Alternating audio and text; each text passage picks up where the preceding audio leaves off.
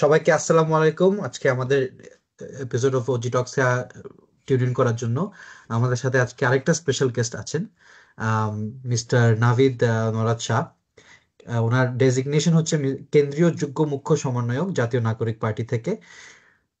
Navid bro, কেমন আছো?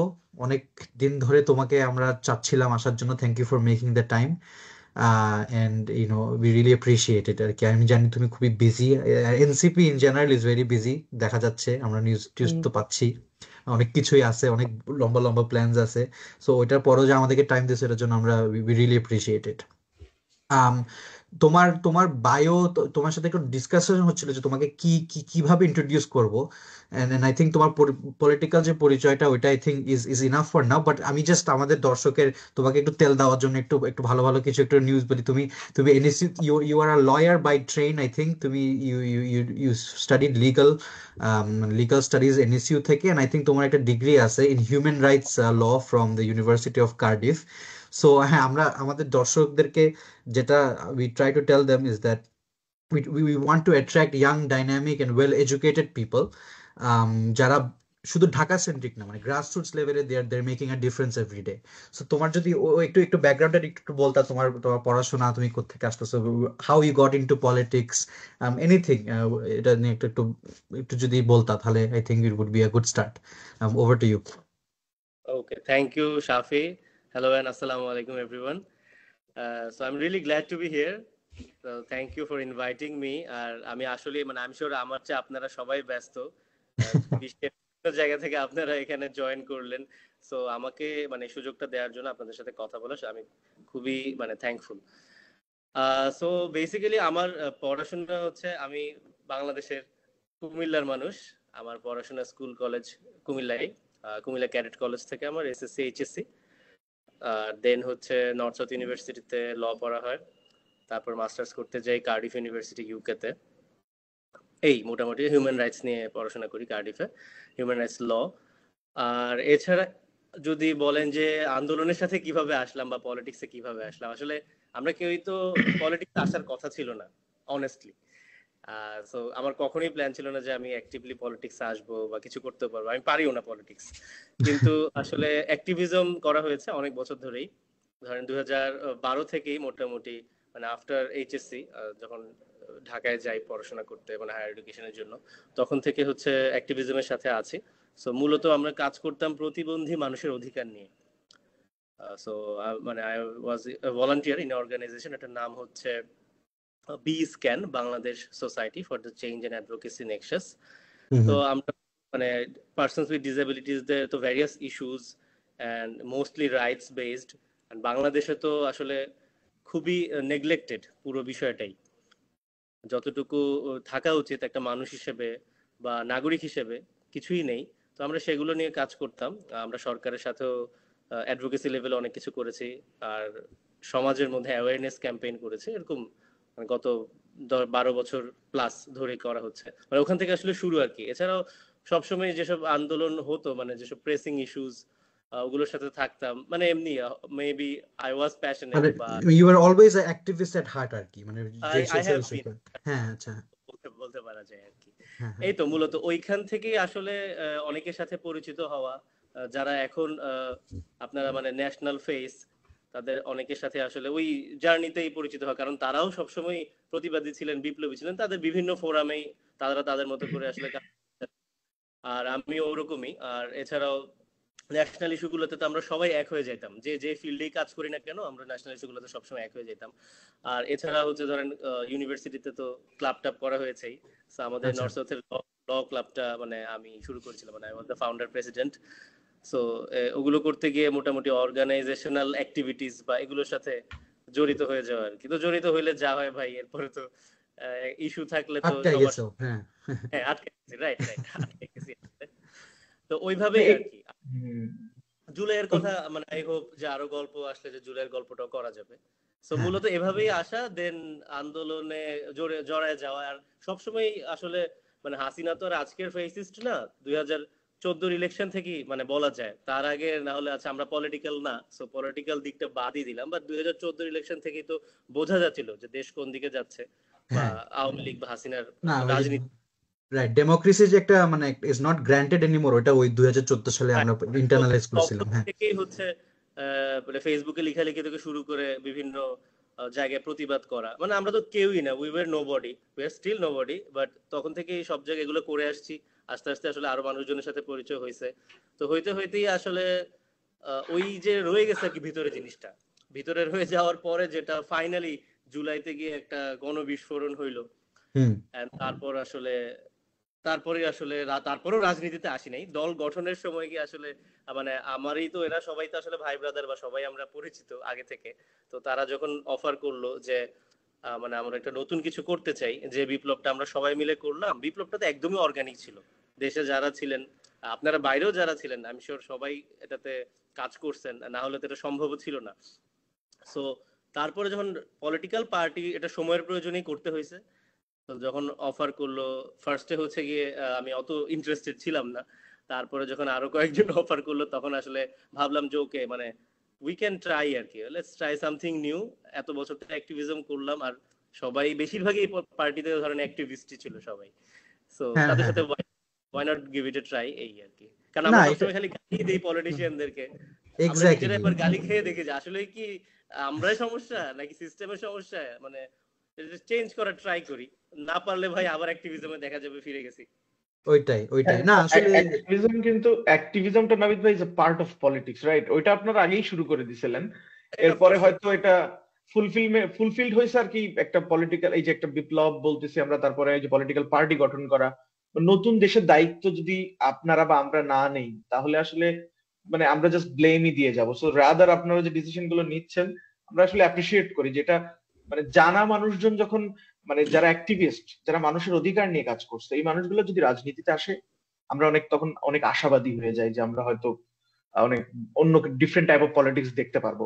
So ওই জায়গাতেই একটা প্রশ্ন আমি সবসময় এনসিপির কোন একটা নেতাকে করতে চাইতাম, যেহেতু আপনি আমাদের সাথেই আছেন, যে শিওর। নতুন বন্দোবস্তের যে বাংলাদেশ, যে কনসেপ্টটা আমরা কিন্তু দীর্ঘদিন ধরে জুলাইয়ের পরেই আমরা শুনতে পারছি, নতুন বাংলাদেশে এই কনসেপ্টটা সম্পর্কে আসলে আমরা অনেক সময় অনেক ধরনের এক একজনের ব্যাখ্যা থাকে, মনস্তাত্ত্বিক ব্যাখ্যা, বাট আসলে পার্টিগত ভাবে, বা যেহেতু মাহফুজ ভাইও এই আন্দোলনের অনেক বড় একটা মাইন্ড ছিল, বা আপনাদের অনেক আইডিওলজিক্যালি আপনারা একই সাথে, তারা যে যদিও সে সরকারে, বাট আমরা এটা এটা জানি যে এটা এনসিপির বা এই একই মানুষগুলাই ছিল। তো ওই জায়গা থেকে নতুন বন্দোবস্ত বলতে যদি আসলে আপনি একটু সহজে বোঝাইতে চান আমাদেরকে, মানে সমগ্র দেশের মানুষের বা আমাদের অডিয়েন্স যারা, বা আসলে কি এটা, মানে আমরা যদি একটু জানতে চাই আপনার কাছে। আচ্ছা মানে আচ্ছা, এটা খুবই important question, I am sure, মানে সবারই প্রশ্ন। আমরাও যখন জনসংযোগ করতে চাই, মানুষ এটা বুঝতে চায় যে আমরা কি বলতে চাচ্ছি, কারণ বললেই তো আর হয়ে গেল না, এটা তো করে দেখাইতে হবে। আর এক্স্যাক্টলি, মানুষটা আপনি শব্দ একটা বলতেই পারেন, কিন্তু আসলে কি মিনটা। সেটাই। তো এখানে প্রথম কথা হচ্ছে বাংলাদেশের রাজনীতিটা একদম শুরু থেকেই, এখন আমি শিওর এটা অনেক কন্ট্রোভার্সিয়াল হতে পারে, বাট স্বাধীনতার শুরু থেকেই কিন্তু ভারতপন্থী আর পাকিস্তানপন্থী রাজনীতি, এটার মধ্যে একটা মানে ভেদাভেদ ছিলই। এটা আমরা স্বীকার করি আর না করি। আহ ধরেন স্বাধীনতা তো আমাদের 71 নিয়ে কোনো কোয়েশ্চেন করার প্রশ্নই আসে না। সো কিন্তু 71 সালে যে ভারত আমাদেরকে সাহায্য করছিল, সেটা কিন্তু ওরা শুধু হিউম্যানিটেরিয়ান কজে করছে এমনটা না। এটা তো সবাই আমরা মোটামুটি যারা জিও পলিটিক্স বুঝি, আমরা সবাই জানি। তো তাদেরও এখানে কিছু স্বার্থ ছিল, বা তাদের একটা ভিশন ছিল যে কিভাবে স্বার্থটা তারা হাসিল করবে। তো তারপর যে দলটা, মানে আমাদের স্বাধীনতার সময় যে দলটা সবচেয়ে প্রমিনেন্ট ছিল, এটা তো আওয়ামী লীগ ছিলই। তারপরে কিন্তু ওই স্বাধীনতার সময় তাদের যে ইন্ডিয়ান কানেকশনটা, সেটার কারণে কিন্তু তাদেরকে ভারতপন্থী রাজনীতিটা করতে হয়েছে। আমি যদি খুব মানে তাদেরকে কি বল, বেনিফিট অফ ডাউট দিয়েও যদি বলি আর কি, যে করতে হয়েছে। সো বাংলাদেশে সবসময় এই ভারতপন্থী রাজনীতিটা হয়ে চলে আসছে স্বাধীনতার পর থেকে। আর পাকিস্তান তো আমরা আগে ছিলাম, আমরা অনেক সংগ্রাম করে আমাদের স্বাধীনতা অর্জন করছি। আর আমাদের এখনো একটা পলিটিক্যাল পার্টি আছে যারা পাকিস্তানের পলিটিক্যাল মানে আইডিওলজির সাথে অ্যালাইন্ড ছিল, তারা এখনো এক্সিস্ট করে। সো পাকিস্তানপন্থী রাজনীতিটা বাংলাদেশে সবসময় একটা টপিক। যদিও এখন বা এই গত কিছু বছর পাকিস্তানপন্থী রাজনীতি বললে আমার নিজেরই ধরেন হাসি আসে, যে পাকিস্তানের থেকে আমরা কি রাজনীতি করবো, মানে মানে ওরাই তো একটা অলমোস্ট ফেইল্ড স্টেট, তাই না? তো ওদের থেকে ইটস এ আসলে ফেইল্ড শেখার। স্টেট, মানে আমি বলবো ইটস এ ফেইল্ড স্টেট, যারা রাইট। মানে এখনো পর্যন্ত ওই পন্থী জায়গা থেকে রাজনীতি। বের হতে পারে না। এক্স্যাক্টলি। সো পাকিস্তান যে আরেকটা দেশে গিয়ে মানে রাজনীতি শিখাবে আর ফলাবে, আমি মনে করি না তাদের সেই অবস্থা আছে। সো এটা সবসময় একটা পলিটিক্যাল ইস্যু হিসেবে ইউজ করছে আর কি আওয়ামী লীগ। কিন্তু আওয়ামী লীগ ভারতপন্থী রাজনীতি করতো, এটা নিয়ে আমার মনে হয় না এখন দেশের কারোই আর কোনো ডাউট আছে। যাদের আছে তাদের তাদের আরো পড়াশোনা করা উচিত আমি মনে করি। সো এটাই তো প্রথম ইস্যুটা হচ্ছে যে আমরা এই ভারতপন্থী পাকিস্তানপন্থী এই মানে এই ডাইনামিকটা থেকে বের হয়ে আসতে চাই, আমরা একটা বাংলাদেশপন্থী রাজনীতি করতে চাই। তো আমাদের একদম ঘোষণাপত্রেই কিন্তু এই লাইনটা এক লাইনে আমাদের আহ্বায়ক নাহিদ ইসলাম বলে দিয়ে গেছে।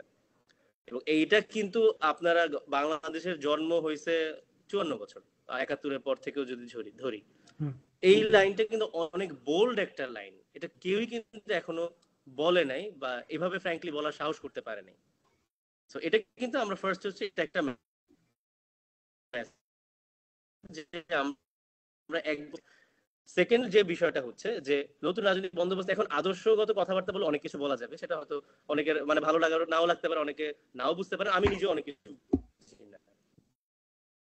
ফ্র্যাঙ্কলি বলে আমাদের যে পলিটিক্যাল কালচারটা এবং পলিটিক্যাল ইকোনমির যে কালচারটা, এটা থেকে আমরা হচ্ছে ভাই বের হয়ে আসতে চাই। যেমন যদি আমরা আমি আমাদেরকে দিয়ে উদাহরণটা দেখাবো যে আমাদের পলিটিক্যাল পার্টিতে ফুল টাইম পলিটিশিয়ান কেউই নাই বলতে গেলে, আইদার সবাই স্টুডেন্ট ছিল বা রিসেন্ট গ্র্যাড, তারা টিউশনি করতো, তারা বিসিএস এর পড়াশোনা করতো, ওইভাবে একটা আন্দোলনের মাধ্যমে তারা রাজনীতিবিদ হয়েছে।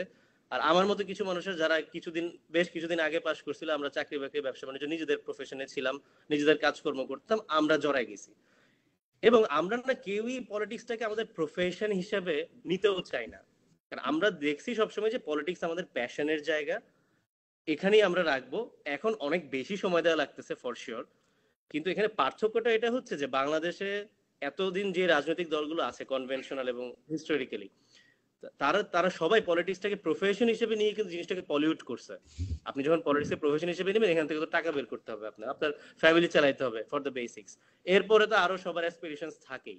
কিন্তু যখন এটা প্যাশন হিসেবে থাকবে, তখন কিন্তু আপনার এটা থেকে আর কোনো চাহিদা নাই। আপনি একটা ভালো চিন্তা নিয়েই আসবেন যে আমি মানুষের উপকারই করব, আমি সমাজে একটা চেঞ্জই আনতে চাই, অথবা আমি আমার আদর্শটাকে আপহোল্ড করতে চাই, মানুষের মাঝে ছড়াই দিতে চাই। এরকম 3-4টা চিন্তার বাইরে কিন্তু পলিটিক্সকে যাওয়ার তেমন কোনো কারণ নেই, যদি সহজ ভাষায় বলি। হ্যাঁ, কিন্তু কনভেনশনাল পার্টিগুলোরও কিন্তু সেম আইডিওলজি নিয়েই তারা রাজনীতির ব্যাখ্যাটা দেয়, থিওরিটিক্যালি বলতেছি আমি। আপনি কনভেনশনাল বা হিস্টোরিক্যাল পলিটিক্যাল পার্টি, আমি কিন্তু এজন্য থিওরিতে যাইনি, আমি জাস্ট প্র্যাকটিক্যালি যেটা আমরা এখন মানে we are living this ideology. So এখন আমরা কতদূর পারবো সেটা তো আসলে সময় বলে দিবে, বাট আমরা এই মানুষগুলো কিন্তু আমরা আমাদের প্রফেশন থেকে বের হয়ে আসলে এবং আমরা এদিকেই যাচ্ছি। সো এটা আমি জাস্ট ডিফারেন্স দিয়ে আমি মনে হয় যে বলতে বা আমাদেরকে বলতে হবে নাবিদ ভাই, এটা এটা আমরা বুঝতে পারছি, মানে যে বাংলাদেশের যে দুইটা পন্থী রাজনীতি হয়েছে সেখান থেকে বের হয়ে একটা বাংলাদেশপন্থী রাজনীতি, এবং আপনারা যেটা বলতেছেন যে নতুন ভাবে আমরা কাজ করে যে প্রফেশন হিসেবে না দেখে প্যাশন হিসেবে। বাট আমি বলতেছি, যদি যেহেতু আপনি রাজনীতি করতেছেন ইলেকটোরাল পলিটিক্স ক্ষেত্রে, আমাদের যে প্লুরাল সোসাইটি, মানে আমাদের যে জনসাধারণ মানুষ, তারা কিন্তু এই তাত্ত্বিক জিনিস অনেক সময় বুঝতে পারে না বা বুঝে না। এখন তাদের কাছে যদি এই জিনিসটাকে আপনি সামারাইজ করে সহজ ভাষায় বলতে পারেন যে নতুন কি পাচ্ছে সে, মানে জনগণ হিসেবে, মানে ওইখানে আপনাদের থিমটা কি আছে নতুন বন্দোবস্তে? আচ্ছা, বন্দোবস্ত যদি সেটাও যদি বলতে চান, দেখেন আমাদের সংস্কার যে প্রস্তাবগুলো আছে, মানে খুব এটা তো অনেক ডিটেইল, অত ডিটেইলে যদি নাও যাই, আমরা কিন্তু পুরো জিনিসটাই চাচ্ছি জনগণের কাছে ক্ষমতাটা ফিরিয়ে দিতে। সংবিধানে আমাদেরকে বলে দিছে 7ম অনুচ্ছেদে যে রাষ্ট্রের মানে মালিক হচ্ছে জনগণ, সকল ক্ষমতার মালিক জনগণ। কিন্তু এইটা কিন্তু আমরা এখন পর্যন্ত ওইটা আমরা এনশিওর করতে পারিনি এতদিন সেটা ছিল। হ্যাঁ, এবং বর্তমান সংবিধান দিয়ে সেটা সম্ভব না। তো সেই জন্যই কিন্তু আমরা সংবিধান পরিবর্তনের কথা বলতেছি, আমরা নতুন সংবিধানের কথা বলতেছি। কারণটাই হচ্ছে এইটা যে আমরা নতুন রাজনৈতিক বন্দোবস্ত বলতে রাজনীতিটাকে মানুষের কাছে ফিরিয়ে দিতে চাই, আমরা দেশটাকে মানুষের কাছে ফিরিয়ে দিতে চাই। এবং এটা যে আমরা শুধু চাই সেটাই তো আর না, আমরা কিন্তু সুস্পষ্ট কিছু ধারণাও দিয়ে দিছি যে কিভাবে রাষ্ট্র কাঠামোটা কতটুকু সংস্কার করলে এটা মানুষের কাছে ফিরে যাওয়া সম্ভব। 100% না হইলো তাদের কাছে আলটিমেট মূল পাওয়ারটা ফিরে যাওয়া সম্ভব। তো এটা তো অবশ্যই নতুন রাজনৈতিক বন্দোবস্তের মানে প্রাইমারি ভিশনটা বলতে পারেন। তবে ভাই, আমি খুবই আশাবাদী হয়েছিলাম, আমরা সবাই অনেক আশাবাদী ছিলামও। মানে আপনি যে কথাটা বললেন বা এনসিপি ইন পেপার যে থিওরিটিটা, এটা আমরাও চাই যে মানে এমন নেতৃত্ব বাংলাদেশে আসুক যারা আমাদের নতুন কিছু দিতে পারবে। বাট আমি যখন আবার আপনাদেরই নেতৃবৃন্দ যারা আছে টপ লেভেলে, ধরেন সার্জিস আলমের কথাই ধরি, সার্জিস আলম যখন একটা পঞ্চগড়ে শোডাউন করলো এবং সেখানে আমরা দেখতে পেলাম যে গাড়ি নিয়ে যাওয়া, ওই ব্যাপারগুলোতে আমি যাব না। ওইটা কিন্তু তার যে স্ট্যাটাসটা, তার পার্সোনাল যে অভিমতটা, যে গতানুগতিক স্টাইলে পলিটিক্সটা করতে হবে, তাসনিম জারাকে উনি যখন রিটুইট করে কথাটা বললো আর কি। সো মানে আপনারা নতুন বন্দোবস্ত আপনারা বলতেছেন, বাট সেখান থেকে নেতৃবৃন্দ যখন আবার তাদের পার্সোনাল ওপিনিয়ন দিচ্ছে যে বাংলাদেশের রাজনীতি গতানুগতিক ভাবেই 95% এখনো মানুষ ওইভাবেই চায়, মানে তখন আবার আমরা আবার মানে একটু আশাহত হয়ে কন্ট্রাডিক্টরি যাচ্ছি কথাবার্তা আসে, তো আই থিংক যে মিক্সড আমরা আসলে মেসেজেস পাই একটু। হ্যাঁ, মানে যেটা থিওরিতে বা পলিসিতে আছে সেটা আমরা প্র্যাকটিসে যদি দেখতে চাই, সেটা আবার সোশ্যাল মিডিয়ায় সে কনফিডেন্টলি যখন বলতেছে যে না এইভাবেই পলিটিক্সটা করতে হবে, তখন তো মানে আমরা নতুনত্ব কিছু খুঁজে পাই না। মানে ওই জায়গাটাতে কোথায় মিসআন্ডারস্ট্যান্ডিংটা হচ্ছে আপনার কি মনে হয় আসলে? আচ্ছা, এখন মানে I can't answer for surges of course, but আমি যদি আমার পারসেপশন অ্যাজ থেকে এ বলি, পার্টি ধরেন মেম্বার, হ্যাঁ মানে আপনারা তো মানে সবাই একসাথেই রাজনীতিটা হ্যাঁ করতেছেন। অফকোর্স ওইটাই বললাম, মানে as a fellow party member আসলে বলতে পারি। দেখেন এখন আমাদের মধ্যেও তো আমরাও মানে নানান জায়গা থেকে আসছি, আমরা যে সবাই এক এক জায়গা থেকে আসছি বা একই চিন্তার মানুষ সেটাও তো না আমরা। না, এবং আমাদের পার্টিটা এখনো মানে খুবই গণতান্ত্রিক একটা দল। এই কারণে আমি বলবো যে এখানে মানে আপনারা দেখে আসছেন যে শেখ পরিবার যা বলবে এর বাইরে কিন্তু বিএনপির সরি আওয়ামী লীগের যাওয়ার কোনো সুযোগ ছিলই না। না, ইভেন এখনো জিয়া পরিবার যা বলবে বিএনপির তার বাইরে যাওয়ার তেমন কোনো সুযোগ নাই।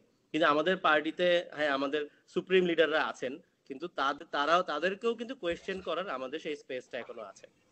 ঠিক আছে, ইভেন সার্জিসকে কিন্তু আমাদের লাস্ট মিটিং এও কোয়েশ্চেনটা করা হয়েছে, আমরাও জানতে চাইছি যে ভাই এটা যে হ্যাঁ হইলো যে এটা আমার মানে মনে আমার হয় তো যেটা গাড়ি নেই 200, তাহলে কি আমি রাজনীতি করতে পারবো না? আমার তো শোডাউন করার ক্ষমতা নেই। হোয়াট এম আই সাপোজ ওইটা টু ডু তাহলে?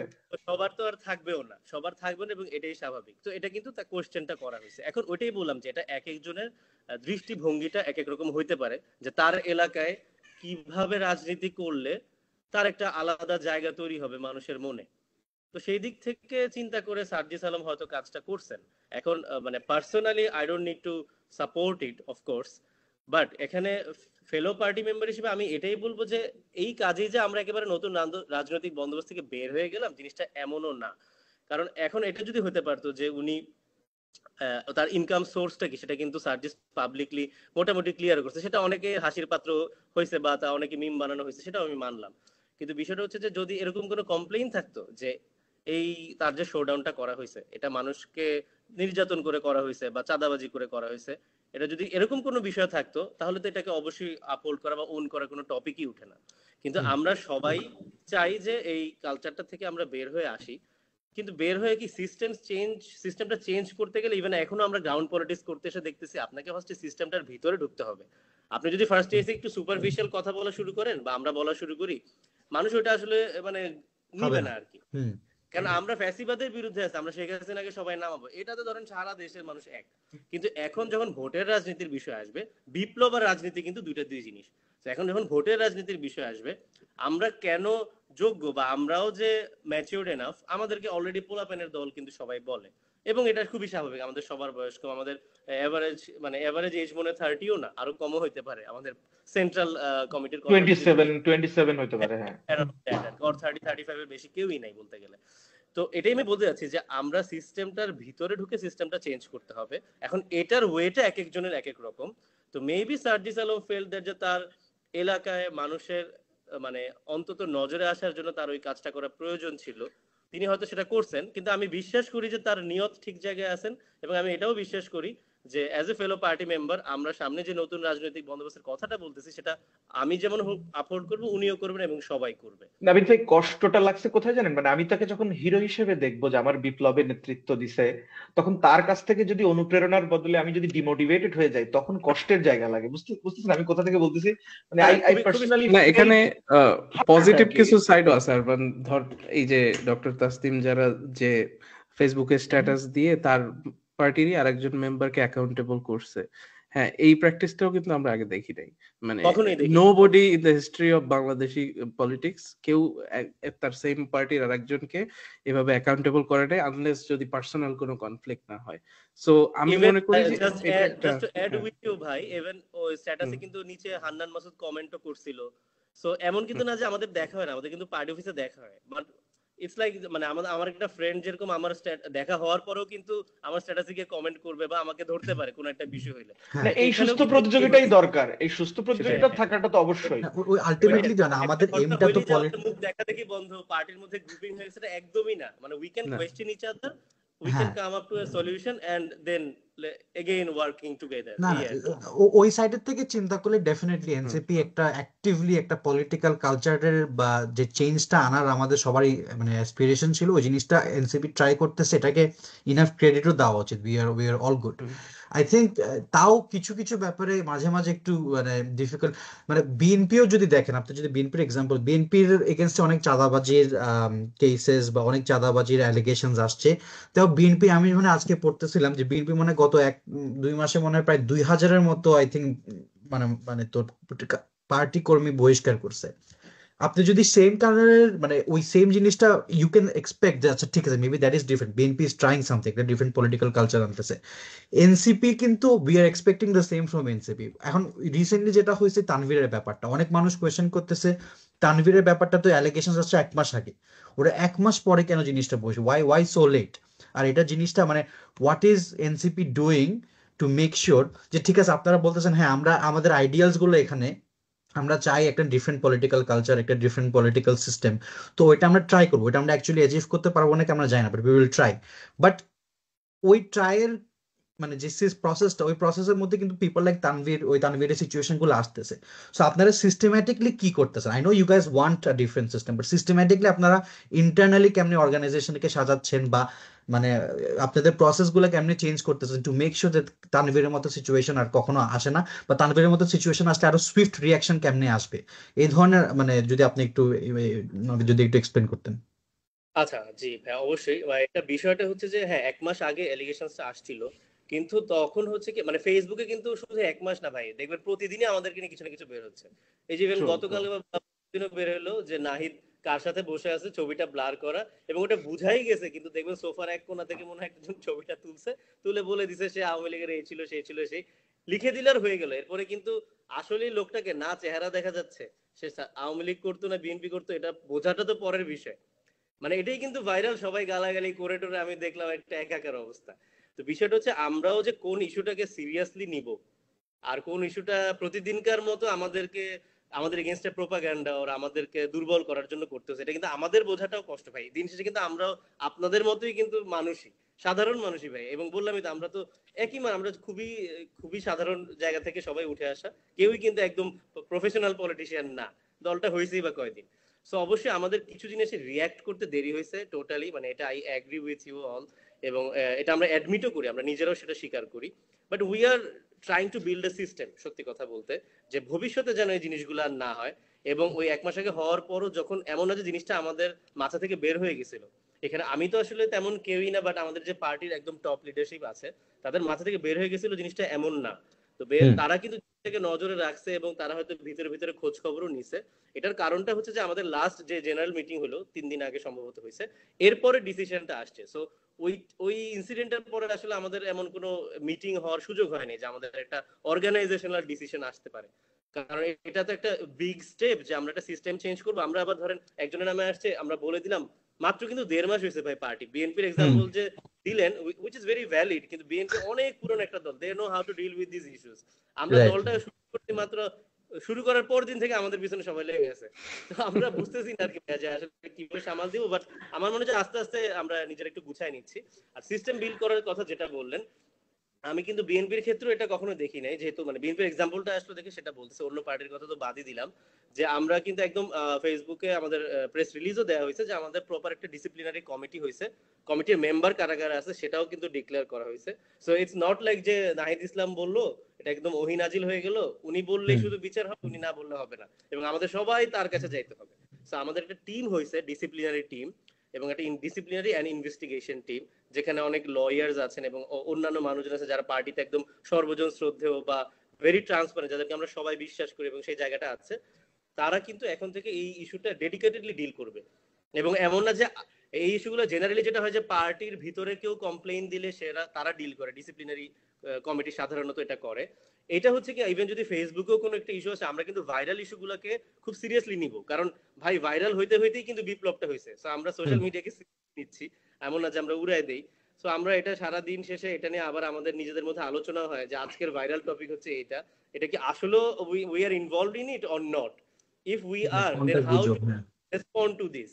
সো একদম নাম টাম দিয়ে কিন্তু আমরা একটা ডিসিপ্লিনারি কমিটি করে দিছি। সো ইনশাআল্লাহ যদি আমাদের পার্টির মধ্যে সবাই তো ভাই একরকম মানুষ, এবং মানুষ হলে ভুল ত্রুটি থাকবে, মানুষের মধ্যে মানুষ অনেক গুনাহও করবে, এটাও ন্যাচারালি, কিন্তু যতটুকু সম্ভব এটা কমিয়ে নিয়ে আসা যায় সেটাই তো আমাদের চেষ্টাটা। সো আমি আশা করি যে পার্টি মেম্বারও সতর্ক হয়ে যাবে যদি কেউ বিপথে যাওয়ার চিন্তাও করে।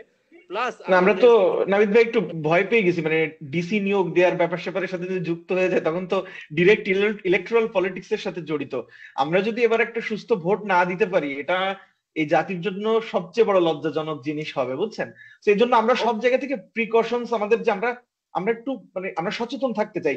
নাহিদের যে কার সাথে বসছে এই ব্যাপারটা আমাদের মতো মানুষকে কখনোই বলতে মানে ইমপ্রেস করতে পারবে না একটা গুজব ছড়ায়, বাট একটা ডিসি নিয়োগে যদি সংশ্লিষ্টতা থাকে আপনাদের ইমপ্রেস করতে পারবে না, কিন্তু দেশে বিশাল জনসংখ্যা আছে যারা কিন্তু এত জিনিসপত্র ঘেটে দেখবে না, ওরা একটা দেখছে ভাই, ওরাই শেয়ার দিচ্ছে হাজার হাজার কারা। ট্রু। আমরা মনে করেন এখন ভাই মানে ধরেন জেনারেটেড ভিডিও হয়, এটা ধরেন আমি আপনি বুঝতেছি যে এটা এআই জেনারেটেড ভিডিও, মানুষ কিন্তু অনেকেই এগুলো বুঝে না। ইভেন ধরেন আমার আব্বা আম্মাও তো বুঝে না, সত্যি কথা বলতে, তারা কিন্তু রেগুলার ফেসবুক। আপনাদের জন্য ডিফিকাল্ট আর কি, এটা কবে হইলো? ইটস লাইক আরে না ভাই এগুলো সব ফেক। হ্যাঁ, আপনাদেরও ডিফিকাল্ট, আই আন্ডারস্ট্যান্ড, মানে ফেক নিউজের মাঝে মানে কোনটা সত্যি না, মানে কোনটাতে সিরিয়াস টাইম দিবেন, এত কিছু একসাথে সামলাবেন কেমন। So I completely understand. Uday, তোর কি একটা কোয়েশ্চেন ছিল?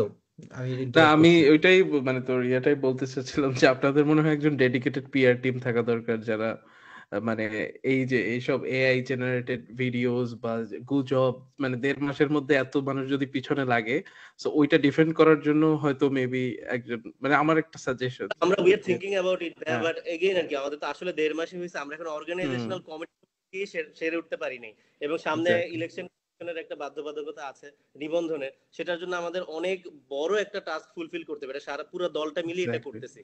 তো এরপরে ধরেন আস্তে আস্তে এগুলো চলে আসবে, বাট আমরা যতটুকু আমরা লিটারালি ভাই ঘুমের টাইম বাদে সারাদিনই কাজ করতেছি। এন্ড সবাই আমাদের মাত্র এখন 213 জন সম্ভবত আমাদের এক্সাক্ট নাম্বার সেন্ট্রাল কমিটিতে, আমরা সবাই কিন্তু এফোর্টটা দিচ্ছি, নাহলে এলাকায় গিয়ে কাজ করতেছি, সেই এলাকা থেকে কমিটি বের করে নিয়ে আসা, আমরা সবাই চেষ্টা করছি। এবং আওয়ামী লীগ কিরকম দল আপনারা সবাই জানেন, সারা দেশবাসী জানে, সারা বিশ্ববাসী জানে, ওরা সবাই বিলিয়ন বিলিয়ন ডলার নিয়ে ভাই দেশের বাইরে পালাই গেছে, এবং ওরা এটা বসে আছে, দে আর ইনভেস্টিং ইট ইন টোটালি এখন অনলাইনে, যেহেতু ওদের বের হওয়ার কোনো সুযোগ নেই। তো অনলাইনে কি পরিমাণ প্রোপাগান্ডা ছড়ানো সম্ভব, I am sure you all know that, এবং ওরা এটা পুরোটাই ইনভেস্ট করতেছে। তো এটা আমাদেরকে এটার সাথে এটা হচ্ছে আমাদের প্রাইমারিলি ফাইট করতে হচ্ছে। তারপরে ভাই আমরা তো এখন সবারই শত্রু, স্বাভাবিকভাবে বিএনপি জামাত কেউ চাবে না আমরা একটা বড় দল হই, বিএনপি সরকার গঠন করবে, ওরা চাবে না আমরা থ্রেট হই। জামাত এখন এত বড় সুযোগ কেন হাতছাড়া করবে, ওরা এবার প্রধান বিরোধী দল হবে, আমরা বড় হইলে ওদের জন্য বিশাল থ্রেট। তো জামাতও জীবনে চাবে না ভাই। এখন আমরা কার শত্রু না বলেন, আমরা বিপ্লব করে মনে করেন বিপ্লবটা আমাদের সাথে সবাই ছিল, কিন্তু যখন রাজনীতির প্রশ্ন আসছে আমাদের দলটা এখন গণশত্রু হয়ে গেছে। আওয়ামী লীগ তো ধরেন ঘোষণা, আওয়ামী লীগের আপনি ছাত্রলীগের পেজে অফিসিয়াল স্ট্যাটাস দেখেন, বা আওয়ামী লীগের পেজে ইভেন নেতারাও স্ট্যাটাস দিচ্ছে যে জাতীয় গণশত্রু লিস্ট বানানো হচ্ছে, এবং গণশত্রু হচ্ছে সমন্বয়ক, যারা আন্দোলন করছে, যারা এনসিপি করে, যারা বৈষম্য বিরোধী ছাত্রলীগ করে। কোথাও বিএনপির কথা বলে নাই, কোথাও জামাতের কথা বলে নাই, মানে এখন জামাত শিবিরও ভালো হয়ে গেছে আওয়ামী লীগের কাছে, তাদের কথাও বলতেছে না, এখন এনসিপি হচ্ছে গণশত্রু। তবে আপনারা করতে হচ্ছে, আমি জাস্ট অনুরোধ করবো যে আপনারা হতাশ হবেন না, কারণ আপনারা ভয় পাবেন না, আমরা আপনাদের সাথে আছি। আমি 7 আগস্ট আমার ব্যক্তিগত প্রস্তাবনা ছিল যে আমার 18 মাসের একটা ইন্টারিম গভর্নমেন্ট দরকার, বা আমাদের একটা প্রস্তাবনা ছিল যে নতুন একটা পার্টি দরকার। আমরা নতুন বাংলাদেশ সবসময় চাইছি নাবিদ ভাই, মানে নতুন বাংলাদেশের যে কনসেপ্ট, এটা আমরা কিন্তু এই পডকাস্ট করতেছি 2021 সাল থেকে। আমরা চেষ্টা করছি যে দীর্ঘদিন যারা দেশে থেকে যদি কেউ কিছু কথা বলতে পারে, আমরা যদি বিদেশ থেকে একটু বলতে না পারি, তাহলে এটা মানে আমরা আমাদেরকে ক্ষমা করতে পারবো না, বুঝছেন? এই জায়গা থেকে আমরা সবকিছুই যে আপনাদের প্রতি আমাদের বিশ্বাস আছে, আপনাদের প্রতি আমরা ভরসা রাখতে চাই, আপনাদেরকেই আমরা দেখতে চাই, বুঝছেন? শুধু ওই জায়গাটাতে আমরা আপনাদের সাথে আছি, আমরা কোয়েশ্চেন করতে চাই, আমরা আপনাদের কাছে জবাবদিহিতা, অ্যাকাউন্টেবল ডেমোক্রেসি যেটা আমরা বারবার বলে আসতেছি, আমরা ওই জিনিসটা আপনাদের থেকে চাই। তাহলে আপনাদের কনফিডেন্স নিয়ে আপনাদের কখনো টেনশন করতে হবে না। যতক্ষণ পর্যন্ত ইনশাআল্লাহ আপনারা প্রশ্নের জন্য প্রস্তুত, ততক্ষণ ইনশাআল্লাহ পর্যন্ত এ জাতি আপনাদের সাথে থাকবে। শোনেন, আওয়ামী লীগ, বিএনপি বা যারা অন্যান্য রাজনৈতিক দল যে পলিটিক্স একটা মনোপলি গেম করছে বাংলাদেশের রাজনীতিতে, এটার ভিকটিম আমি আপনি সবাই। আজকে আমি আওয়ামী লীগের লোকজন যাদের সাথে দেখা হয়, এখনো যারা আওয়ামী লীগ করে বা বিশ্বাস করে, আমি ওদেরকে বলি যে 16 বছরে একটা চাকরি দিতে পারে নাই তোমাকে, এটার থেকে আর বড় ব্যর্থতা কি হইতে পারে? মানে ভোট চুরির কথা বাদই দিলাম, তোমার একটা কর্মসংস্থান দিতে পারে নাই জাস্ট বিকজ তোমাকে পিছনে ঘোরাবে বলে। এই পলিটিক্সে কেন? এবং এবং দিতে বাংলাদেশের চায়ও নাই, দিতে পারে নাই, দিতে এটা কিন্তু চায়ও অনেক নাই, দিতে চায় নাই, হ্যাঁ, দিতে চায় নাই। সো এই জায়গা থেকে বের হয়ে আসতে গেলে আমরা এই অ্যাকাউন্টেবল ডেমোক্রেসি এবং পার্টির ভিতর ডেমোক্রেসি, আপনারা যেহেতু পরিবারতান্ত্রিক কোনো রাজনৈতিক দল না, এখানে আমাদের আরেকটা বড় আশা আছে যে আপনারা ওই জায়গাতে পার্টির ভিতরে যে ডেমোক্রেসি, সেটা যেন আপনাদের ভিতরে থাকবে সবসময়। এবং মানে একটা মানুষ যেন তৃণমূল থেকে একটা ছেলে যদি রাজনীতিবিদ হওয়ার স্বপ্ন দেখে, সে যেন উঠে আসতে পারে আপনাদের ওই পাইপলাইন দিয়ে, এটা বানানোর দায়িত্ব কিন্তু আপনাদের। অফকোর্স সো অফকোর্স এই এবং জায়গাটাতে আপনাদের উপরে এটাও আমাদের আপনাদের ঘোষণাপত্রের মানে জি একদম জি প্রাইমারি অবজেক্টিভস এর মধ্যেই ছিল আর কি, হুম যে হুম একজন মানে এটা জাস্ট রূপক অর্থে বলা হয়েছে যে একজন কৃষকের ছেলে, একজন শ্রমিকের ছেলে যেন প্রধানমন্ত্রী হওয়ার স্বপ্ন দেখতে পারে। স্বপ্ন তো ভাই আমরা মানে দেখতেই পারি, হই বা না হই, তাই না? কিন্তু দেশে কিন্তু এই অবস্থাটাও ছিল না। ইভেন আমি বা আপনি কি মানে আমাদের যদি কোয়ালিটিও থাকে, হুম। আমরা কিন্তু কয়েকদিন আগেও চিন্তা করতে পারতাম না যে প্রাইম মিনিস্টার হবো। কেন হবো? কারণ শেখ পরিবার না, জিয়া পরিবার না, তা আমি কিভাবে হবো? Right. As hmm simple hmm as that. এই কিন্তু শেখ হাসিনা বলতো না যে তোমাদের ভিতর থেকে একজন প্রধানমন্ত্রী হবে, তখন আমার ওই ওই ভিডিওটা দেখলে মনে চাইতো যে আমি আসলে কিভাবে হব। এই প্রশ্নটা কিন্তু করার কোনো, এটা তো স্ক্রিপ্টেড কোয়েশ্চেন। হ্যাঁ, আর তো কেউ কোশ্চেন আপনাদের থেকে ফলো আপ কোশ্চেন করে নাই। আপনাদের সাথে আমাদের এই কনফিডেন্স সবসময় থাকবে। কিন্তু আপনাদের মানে আমরাও চাই আপনারা নির্বাচন কেন্দ্রিক একটা রাজনৈতিক দলে রূপান্তরিত হচ্ছেন, এটা খুবই মানে দারুণ একটা জিনিস। কারণ আমরা ভোটের অনেকদিন ভোট না দিতে দিতে ওই যে যে জাতি কিন্তু ভোটের একটা অপেক্ষায় আছে, বুঝছেন? তো অফকোর্স এই আচ্ছা, মানে আমি এখানে তো একটা আমি তো কোশ্চেন করি ভাইয়া। বয়স ধরেন জি এই যে আমাদের শহরে তো আমরা জানি নাগরিক পার্টির কি এজেন্ডা, কিভাবে চেঞ্জ করতে পারবে, আনতে পারবে। বাট আপনি যখন চিন্তা করেন একটা গ্রাম পর্যায়ের একজন কৃষক বা যে অ্যাকচুয়ালি ফেসবুকে অ্যাক্টিভ না, যে জানে না অ্যাকচুয়ালি জাতীয় নাগরিক পার্টি কি বা তাদের এজেন্ডাটা কি, এবং সে যখন ভোটের আগের দিন রাতে কারো থেকে টাকা পাবে তাদেরকে ভোট দেওয়ার জন্য, মানে how would you compete with that? মানে আমরা ধরলাম শহরে আপনারা পারবেন, আপনাদের যেই অ্যাক্টিভিজম আছে, আপনাদের যেই প্রচেষ্টা আছে সেগুলো দিয়ে, বাট আপনি ওই গ্রাম লেভেলে ওই মানুষটাকে কিভাবে কনভিন্স করবেন? এটা মানে আমার কাছে আছে মানে সিটিজেন মনে হয় যে এটা it would be a very hard task. Of course of course ভাই, মানে এটা নো ডাউট। এবং এই টাকার রাজনীতি যদি মানে আবার ফিরে আসে দেশে, আমরা আসলে পারবো না সত্যি কথা বলতে, কারণ টাকায় হুম, তো আমরা পারবো না তাদের সাথে। আমরা একটা জি। নতুন দল। আমার আমি আমার প্রফেশন দিয়ে কয় টাকা কামাবো যে আমি প্রতিজনকে 2000 করে টাকা দিব? এবং আমরা যদি একই প্র্যাকটিস করতে যাই তাহলে আবার আমাকে একই পথেই হাঁটতে হবে, আমাকে আবার হাজার হাজার কোটি টাকা হুম, চুরি করতে হবে, তাই না? তো এখন বিষয়টা হচ্ছে ভাই, দুইটা জিনিসে আমরা আসলে চেষ্টা করবো। এটা যে আমাদের মাথায় একদমই আসে নাই সেটাও না, কিন্তু ইটস এ লং ওয়ে আর কি। সত্যি কথা বলতে হয়তো আমরা এই নির্বাচনে পারবো না, কিন্তু না, আমরা চেষ্টা করবো। আমাদের টার্গেট থাকবে 300 আসনে প্রার্থী দেওয়ার, টার্গেট থাকবে 300 আসনে ফাইট করার, এবং আল্লাহ চাইলে টার্গেট থাকবে সরকার গঠন করার এই নির্বাচনে। কিন্তু যদি নাও পারি, we are ready to struggle. আমরা সবাই এই প্রিপারেশন নিয়ে আসছি, আমরা কেউ ভাই ক্ষমতার জন্য আসি নাই। আসলে তো ভাই আমি আর বিএনপি করতাম, সত্যি কথা বলতে। বিএনপি পাওয়ার হ্যাঁ আসবে এরকম ভাইব সব দিকে দেখা যাচ্ছে, আমি কেন একটা নতুন পার্টিতে আসবো? ইভেন বিএনপির মানে ইউনিয়ন পর্যায়েও যদি আমি রাজনীতি করি, আমি অনেক বেশি টাকা কামাইতে পারবো, অনেক বেশি পাওয়ার খাটাইতে পারবো, এরকম একটা ফিলিংস কিন্তু বিএনপির মধ্যে আছে। ওরা তো আমাদেরকে ধরেন গুনতেছেই না, আমাদের সেন্ট্রাল কমিটিকেই গুনে না, বাদই দিলাম মানে আমাদের জেলা বা অন্যান্য লেভেলের কমিটিতে এখনো হয়ও নাই। কিন্তু বিষয়টা হচ্ছে যে ভাই, আমরা প্রথম কথা হচ্ছে আমরা যদি মানুষকে ইকোনমিক্যালি ইন্ডিপেন্ডেন্ট হওয়ার স্বপ্নটা দেখাইতে পারি, তো এখানে আমরা একটা ভালো জোর দিব আর কি। আমরা এখনো প্রপার ইকোনমিক পলিসি অ্যানাউন্স করতে পারি নাই যে, কিন্তু আমরা এটা নিয়ে কাজ চলতেছে, আমাদের একটা ডেডিকেটেড টিম আছে, এবং আমাদের সাথে ইকোনমিস্ট যারা আছেন, আপনাদের হুম বিদেশ যারা দেশের বাইরে আছেন, আমাদের ডায়াসপোরাতে অনেকেই আছেন, অনেক ব্রিলিয়ান্ট মানুষজন আছেন। সো তারা মিলে একটা প্রপার ইকোনমিক পলিসি ইনশাল্লাহ আমরা প্রপোজ করবো এই দেশকে, যে মানুষকে যদি আমরা ইকোনমিক্যালি ইন্ডিপেন্ডেন্ট হওয়ার স্বপ্নটা দেখাইতে পারি, আমরা বিশ্বাস করি ভোটের আগের দিন 2000 টাকা পেয়ে তারা উল্টা যাবে না। এটা ছাড়া ভাই হোপ করার তো আসলে আর কিছু নাই। না এবং না, তাও আমরা না। কিন্তু অলরেডি, আমরা বলতে তার পার্টি না, এজ এ হোল নেশন কিন্তু আমরা এই শেখ হাসিনা আওয়ামী লীগের এগেনস্টে বা ফ্যাসিবাদের এগেনস্টে কিন্তু সবাই ওই অ্যাওয়ারনেসটা চলে আসছে যে আমরা কিন্তু গোলাম না, আমাদেরকে আর কেনা যায় না। হ্যাঁ যেটা হচ্ছে কি আমরা এতদিন তাই ছিলাম, আমরা কিন্তু সবাই ফার্স্টে মেনেই নিছিলাম যে আচ্ছা দেশ মনে এমনিই চলে, এই একটা ফ্যামিলি চালাবে, ওরা যা বলবে তাই, ওরাই টাকা চুরি করবে, তারপরে যা দেয় যতটুকু ডেভেলপমেন্ট আমাদেরকে দিচ্ছে না ওইটাই, আমার ব্রিজ বানায় দিচ্ছে আমরা খুশি, কিন্তু ব্রিজের উঠার রাস্তা এই ধরেন বানায় দেয় নাই। 5 বছর পরে আছে গ্রামগঞ্জে কিন্তু দেখবেন এটা একদম হ্যাঁ, রেগুলার চিত্র। ইভেন আমার গ্রামে আছে, কালভার্ট বানাই দিছে, রাস্তা নেই। তো এটাই বলতে চাচ্ছিলাম যে আমাদেরকে যতটুকু দিবে আমরা খুশি থাকবো, ওই চিন্তাটা থেকে কিন্তু আমার মনে হয় মানুষ বের হয়ে আসছে। এবং তবে অন্তত নাবিদ ভাই, এখন তো সোশ্যাল মিডিয়ার যুগ, সবাই কিন্তু দেখছে যে ছাত্ররা শেখ হাসিনাকে নামায় দিছে। তো আমি মনে করি যে এই স্পিরিটটা সবার মনে থাকবে, আমরা আশা করি। এটা আমাদেরই দায়িত্ব, এটা যেন তাদের মনে জাগিয়ে রাখা। আপনাদেরকেও এবং আমাদেরই স্টিমুলেট দায়িত্ব করতে হবে আপনাদেরকে। এটার সাথে, এই শুধু হুম। স্পিরিট দিয়ে তো তোর ভাই পেট ভরে না, আবার আমাদেরই দায়িত্ব তাদেরকে ইকোনমিক্যালি ইন্ডিপেন্ডেন্ট হওয়ার স্বপ্নটা দেখানো। তো ইনশাল্লাহ ভাই আমরা এটাই চেষ্টা করবো। নাবিদ ভাই, এখানে নাবিদ ভাই যে দরদের বাংলাদেশের কথা আপনারা বলতেছেন না, এই দরদটাকে আসলে কানেক্ট করাই দিতে হবে। কারণ বাংলাদেশে দুইটা পলিটিক্যাল পার্টির এক্সিস্টেন্স, ইভেন আওয়ামী লীগের যে বেনিফিশিয়ারি বা আওয়ামী লীগের বাংলাদেশের মানুষ তো আসলে পলিটিক্যাল পার্টিকে ধর্মের মতো করে নেয়। তো এরা লং টার্ম একটা লয়ালিটি থাকে এদেরকে। আপনার যেটা মাহফুজ ভাই বলছিল, আমার কিন্তু ভালো লাগছিল প্রথম দিন, যে আসলে আমাদের সোসাইটিতে ইন্টিগ্রেট করতে হবে। আমরা একটা সোসাইটিকে বাদ দিয়ে রাখলে কখনোই এই দেশ আবার ওই সেম সিস্টেমেই আগাবে। কিন্তু ওই মানুষগুলাকে আপনি, হ্যাঁ, সো ওই মানুষগুলোকে দরদ দিয়ে যে আপনি কানেক্ট করবেন, ওর ওই প্রবলেমটা বা আসলে ওকে ফিল করার মতো অ্যাটিটিউড এবং পলিটিক্যাল প্র্যাকটিসটাও অনেক ইম্পর্টেন্ট। মানে একবার কানেক্ট করতে পারলে ভাই, মানে এই টিউনিংটা যদি একবার করতে পারে, এদেশের মানুষ অনেক সহজে মানুষকে ভালোবাসতে পারে, এদেশের মানুষ অনেক সহজে বিশ্বাস করতে চায়। দেখেন ভাই, মানে আমরা বিশ্বাস করি যে 24-এর যে গণ অভ্যুত্থান, এটা একটা মানে হিস্টোরিক্যালি অনেক বড় একটা ঘটনা, যদিও এটাকে এখন অনেক ভাবে আন্ডারমাইন করতেছে। ইভেন মানে আমাদের বড় একটা স্টেক হোল্ডার বিএনপি আন্ডারমাইন করতেছে, জাস্ট ফর পলিটিক্যাল রিজনস, কারণ আমাদেরকে ছোট দেখাইতে পারলে তাদের পলিটিক্যাল গেইন আছে। কিন্তু বিষয়টা হচ্ছে, দেখেন বড় বড় ঘটনার মধ্যে যখন আমাদের উপমহাদেশ যখন স্বাধীন হলো ব্রিটিশদের থেকে, এই যে মহাত্মা গান্ধী, উনি এক কাপড়ে হাঁটা দিল, উনি কিন্তু মোটামুটি পুরো মানে পুরো উপমহাদেশ না হলে একটা বিশাল অংশ হেঁটে হেঁটে বেড়াইছে, কানেক্ট উইথ পিপল। তারপর আমরা যদি খুব রিসেন্টলি মানে ইন্ডিয়ার পলিটিক্সের এক্সাম্পল দিতে আসি, যে এই অঞ্চলটা বোঝানোর জন্য, আমরা তো খুব বেশি মানে মন মানসিকতার দিক দিয়ে খুব বেশি দূরের না, ভারত, পাকিস্তান, বাংলাদেশের মানুষজন।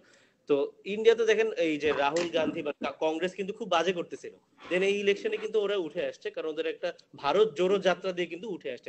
রাহুল গান্ধী একটা হাঁটা দিছে ভারতের এক মাথা থেকে আরেক মাথা, মানুষজন কানেক্ট করতে পারছে, এটা দিয়ে কিন্তু ওরা উঠে আসছে। ইভেন আমাদের, এবার যদি আমাদের ইতিহাসে আসি, 71 আমাদের জাতীয় জীবনের সবচেয়ে বড় ঘটনা, মানে বাংলাদেশি জাতীয়তাবাদের জন্য। যদিও 71-এর পরে বাংলাদেশি জাতীয়তাবাদকে কিন্তু সেই দলটাই আবার আন্ডারমাইন করছে, তারপরেও কিন্তু ওই 71 সেল করে করেই কিন্তু আওয়ামী লীগ এখনো রিলেভেন্ট।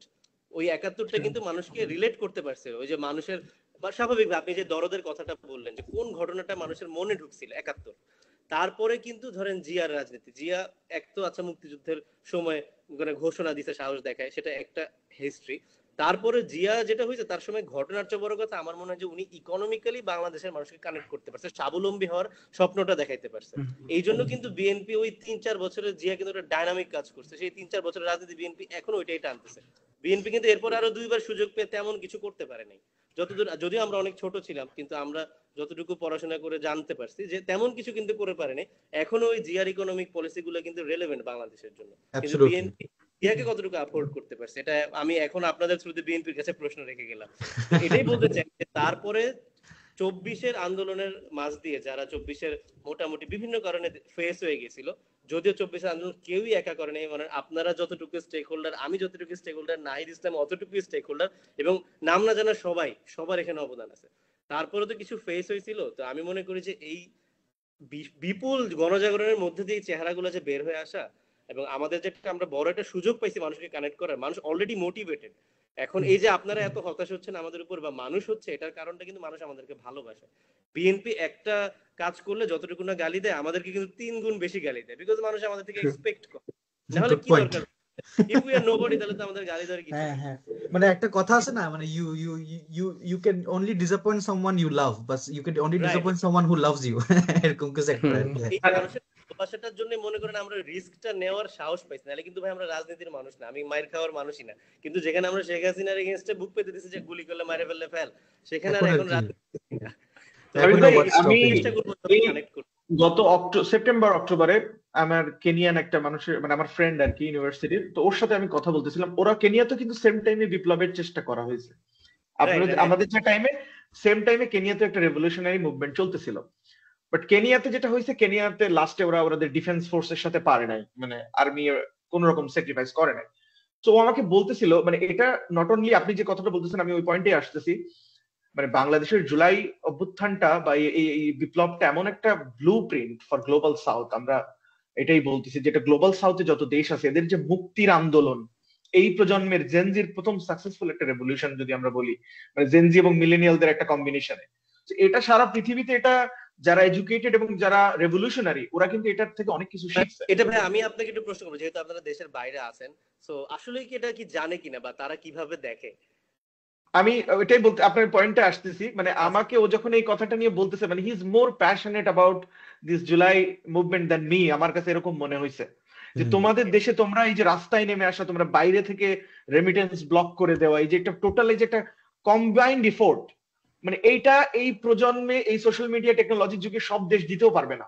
পৃথিবীতে অনেক দেশ আছে যারা এটা কল্পনা, মানে কেনিয়ানরা বলতেছে যে আমরা ট্রাই করলাম, আমরা এত পর্যন্ত গেলাম, বাট লাস্টে আমরা আর্মির কাছে পারলাম না। তার মানে কি ওদের কাছে এটা একটা, ইরানিয়ানরা ট্রাই করতেছে, পার্সিয়ানরা কিন্তু অনেকদিন ধরে ট্রাই করতেছে, ইরানিয়ান ইয়াং পিপল একটা রেভলিউশন পাওয়ার জন্য, but they are not getting it. এই জায়গাটাতে আমি সবসময় বলছি যে জুলাই অভ্যুত্থান যারা উইটনেস করছে ওরা একটা বড় ইতিহাসের, এই সেঞ্চুরির একটা ইতিহাসের সাক্ষী তারা হইতে পারছে।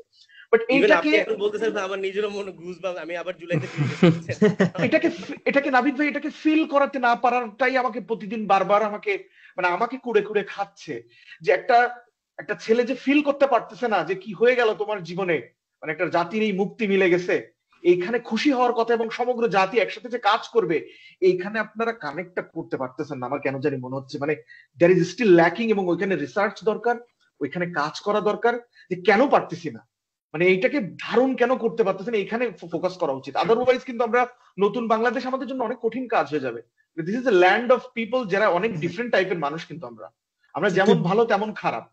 আমার তুই যেটা বলতেছিস যে আসলে ওই টেকনোক্রেটিক সলিউশন, ইকোনমিক ইন্ডিপেন্ডেন্স এর থেকে ওই ফোকাসটা ঠিক আছে, বাট ওইটার সাথে সাথে ইমোশনাল সাইডের ফোকাসটা ইকুয়ালি প্যারালালি থাকতে হবে। এট দ্য সেম টাইম আপনি ইকোনমি বিল্ড করার সাথে সাথে মানুষকে ওই থিমে বিলিভ করাইতে হবে যে আসলে আমরা তো এরকম একটা, ভাই আপনি মানে এটা আমার নিজের কাছে এখন স্বপ্ন মনে হয় এখনো, শেখ হাসিনা নাই। মানে আমরা একটা টাইমে ভুলেই গেছিলাম যে আমাদের দেশে নতুন কেন, এবং ইউরোপিয়ানদেরকে আমরা বিশ্বাস করাইতে পারতাম না যে একটা প্যাট্রিয়ার্কিক্যাল মিসোজিনিস্টিক সোসাইটিতে, একটা মুসলিম সোসাইটিতে একটা উইমেন ডিক্টেটর, এটা কেউ খাইতো না, মানে এটা কিভাবে সম্ভব। বাট আসলে যে আমরা ভিতরে ভিতরে আমরা কিভাবে মানে শোষিত হয়েছি এটা তো আমরা জানি। ওইখান থেকে ভাই এই বের হয়ে আসার যে জার্নিটা, এটা জাতির জন্য, এটা বিএনপি কে আমি অনেক সময় বিএনপি লিডারদের সাথে কথা হলে কিন্তু আমি বলি যে আপনাদের কোনো আইডিয়া নেই আপনারা কি পাইছেন, এটা না আপনারাও ছিলেন, আপনারা you are big stake, but এই প্রজন্ম মানে যেখানে আপনারা হোপ ছেড়ে দিছিলেন, সেইখান থেকে একটা দেশকে তৈরি করে নিয়ে আসছে, নতুন দেশকে একটা মানে রক্ষা কবচ থেকে সিনাই নিয়ে আসছে, একটা শেকল থেকে। এই মুক্তির জিনিসটাকে অনেকদিন গাইতে হবে নাবিদ ভাই, না হলে কিন্তু সামনে বিপদ আসবে, বুঝছেন? কারণ এটা আমাদেরকে ধারণ করাতে হবে আর কি, মানে মোটিভ আর কি, যে এইটা যেটা অনেক মানুষ ধরতে পারে না, এটা তাদেরকে ফিল করানো উচিত আমাদের, যে স্যাক্রিফাইস, বুলেটের সামনে বুক পেতে দেয়া, দিস ইজ নট ইজি ভাই। এটা আপনারা যেটা করছেন এটা সারা জীবন আপনাদের জন্য রেসপেক্ট থাকবে, আপনারা regardless of what political views আপনাদের আছে বা আপনারা কি করতেছেন, but as a frontline soldier হিসেবে আপনারা যেটা করছেন এটার জন্য আজীবন আমৃত্যু আপনারা আমাদের থেকে সম্মান পাবেন, উইদাউট এনি ডাউট। এটা আসলে সবাই ওইটাই বললাম যে এটা কেন সম্ভব হয়েছে বা কেনিয়া বা অন্যান্য দেশে যেটা হচ্ছে না, কারণ এটা আমরাও না ভাবি নাই, কারণ এখন এই ইন্টেলিজেন্সের যুগে এটা কিন্তু ইম্পসিবল একটা revolution, impossible, because everyone hears everything, everyone knows everything, যে কেউ আপনাকে ট্র্যাক করতে পারবে, আপনি টুইস্ট করতে পারবেন, প্লট টুইস্ট করে দিতে পারবেন সোশ্যাল মিডিয়াতে, ইউ ক্যান ডু এনিথিং। অনেক চেষ্টাও কিন্তু করা হয়েছে, তারপরেও সম্ভব কেন হয়েছে ভাই, কারণ মানে এভরিওয়ান ফেল্ট ইট আর কি, ফ্রম হার্ট, এভরিওয়ান কানেক্টেড ইট। তো আপনি কয়জনরে ধরবেন? সম্ভবটা এই জন্যই হয়েছে যে নাহিদ ইসলাম, বা আমি কিন্তু নাহিদকে চিনতামই না, ইভেন আমি এখন যাদের সাথে রাজনীতি করতেছি একদম টপ ফেস যারা, ওদেরকে কিন্তু আমি কাউরেই ভাই চিনতাম না। সো এমন না যে ওদের ডাকে আমরা আসছি, ইভেন আমার ডাকে আরেকজন আসছে, এরকম না, সবাই না ধরেই নিছে আমাকে প্রতিদিন যাইতে হবে, আমাকে এটা ধরে রাখতে হবে। দেখতেছে প্রতিদিন ভিডিও যে মানুষ মেরে ফেলতেছে, আর্মার্ড কার থেকে লাশ ফেলে দিচ্ছে, গুলি মানে কাছে গিয়ে গুলি করে একের পরে শত শত গুলি করে মারতেছে, তারপর আবার পরের দিন মানুষ কারফিউ ভেঙে বের হচ্ছে। ইভেন 5 তারিখ যেটা হইলো ভাই, আমাদের রাতে পুরো দেশের মানুষের মনে ঘুম হয়নি, 4 তারিখ রাত থেকে আর কি 5 তারিখ সকালে যাব। আমি ধরেন আমরা সবাই ফোনের মধ্যে নিজেদের নাম লিখে ছবি দিয়ে, যে আমরা আজকে সবাই মরে যাব, আমরা সবাই ফোনের ওয়ালপেপারে নিজের ছবি দিছি, নাম লিখে, বয়স লিখে, ঠিক মানে ইমার্জেন্সি কন্টাক্ট আমার মায়ের নাম্বার দিছি, দিয়ে আমরা সবাই সকালবেলা বের হয়ে গেছি। মানে কি অভূতপূর্ব একটা বিষয় ভাই। এটা আসলে ওই মোমেন্টে যে মানে এটাও আমাদের ভাগ্য যে আমরা এই মোমেন্টটা পাইছি, আমরা মুক্তিযুদ্ধ পাইনি, কিন্তু ওইটা হয়তো আরো অনেক বড় ঘটনা ছিল। এটা ভাগ্য থাকতে হয়, এটা পাওয়ার ভাগ্যটা।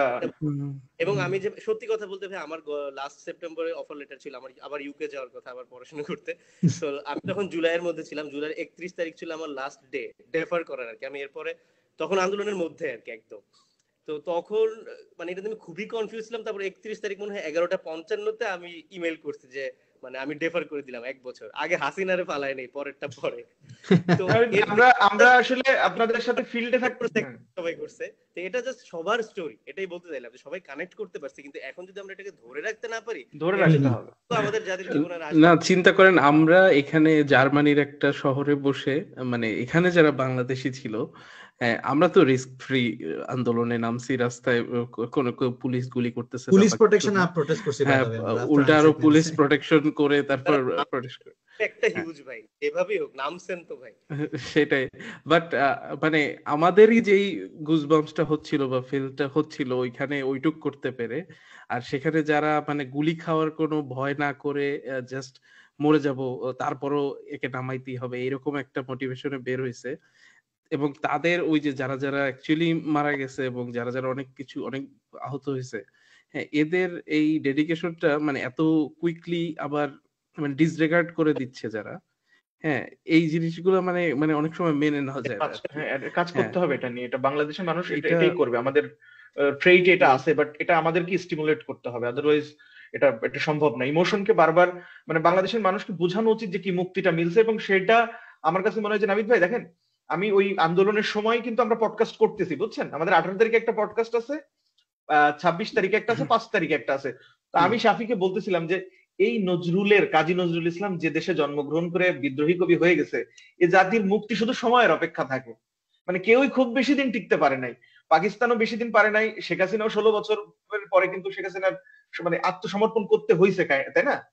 এই জাতিকে মানে সবসময় আমরা বিপ্লবের জাতি, আমাদের মাঝে মাঝে আমাদেরকে এই করাপ্ট পলিটিক্স আমাদেরকে ভুলায় রাখে, বাট টাইম টু টাইম আমরা আবার জেগে উঠবো, মানে এটা কোনোভাবেই মানে এটা বাধ্য, কিন্তু আমাদেরকে রেগুলার বেসিসে আমাদেরকে ইমোশন রিমাইন্ডার দিতে হবে, একটা কনসিয়াসনেস একটা রিমাইন্ডার দরকার। হ্যাঁ, এটা আসলে ভাই ফিল হইছে, মানে আমি নিজে তো 18 কোটা সংস্কার আন্দোলন করছি, তখন জাস্ট গ্রাজুয়েটেড ছিলাম নর্থ সাউথ থেকে। সো নর্থ সাউথে গিয়েই একদম মানে ওইটাকে মোটামুটি লিড দিছি এন্ড কাজ করছিলাম। তারপর নিরাপদ সড়ক আন্দোলন, তার আগে নো ভ্যাট আন্দোলন প্রাইভেট ইউনিভার্সিটির, ওইটা কিন্তু মানে একটা এটা হয়তো যা মানে বাংলাদেশে ওইভাবে ফোকাস পায় নাই, বাট এই যে প্রাইভেট ইউনিভার্সিটি গুলো যে আন্দোলন করতে পারে, ওইটা কিন্তু এক্সাম্পলটা 2015 নো ভ্যাট আন্দোলন।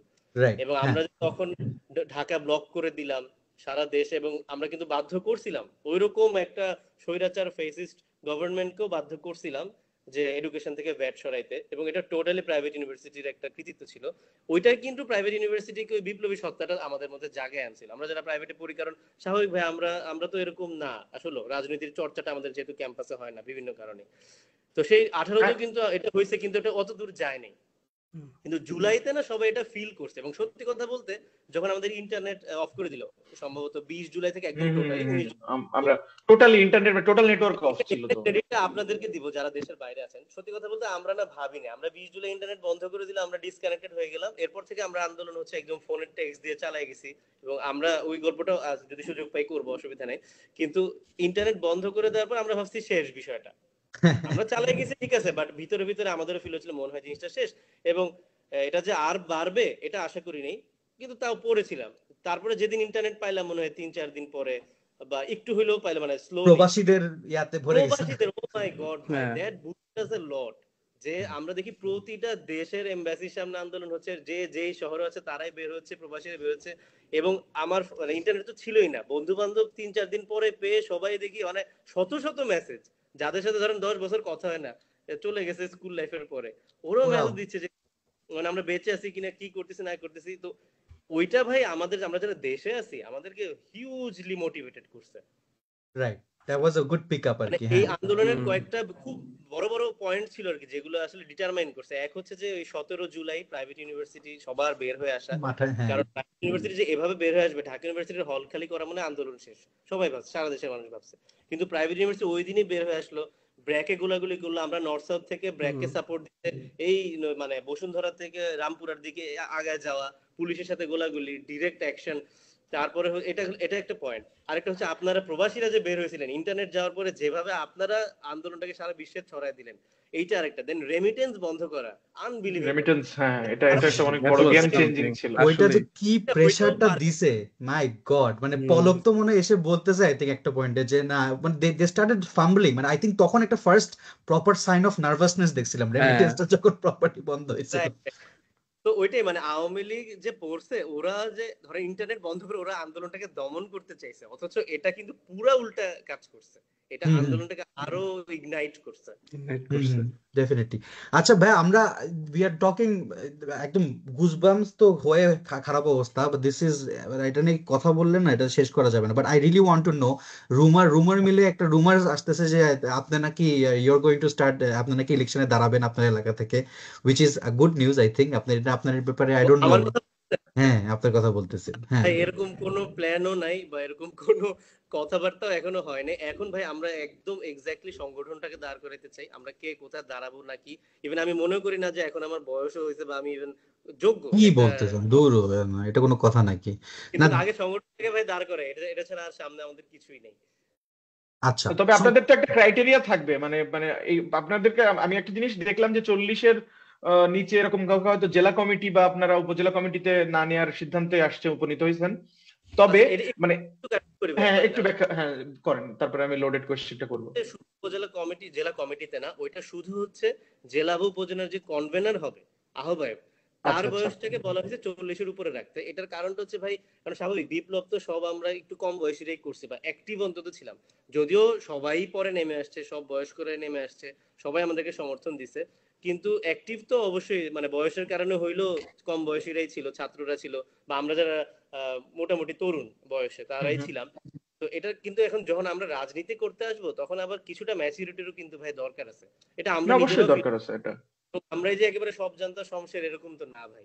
এবং না, বাট আপনারা কি মানে সংসদীয় প্রার্থী যখন সিলেক্ট করবেন, মানে আমি জানি না এটা লং টার্মের একটা প্ল্যান, এখন না আপনারা ডিসাইড করেন নাই, বাট আপনাদের কি ওই ক্ষেত্রেও এই ধরনের ক্রাইটেরিয়া থাকবে কিনা? তখন তো এটা মানে অনেক প্রবলেমেটিক হয়ে যেতে পারে না যদি।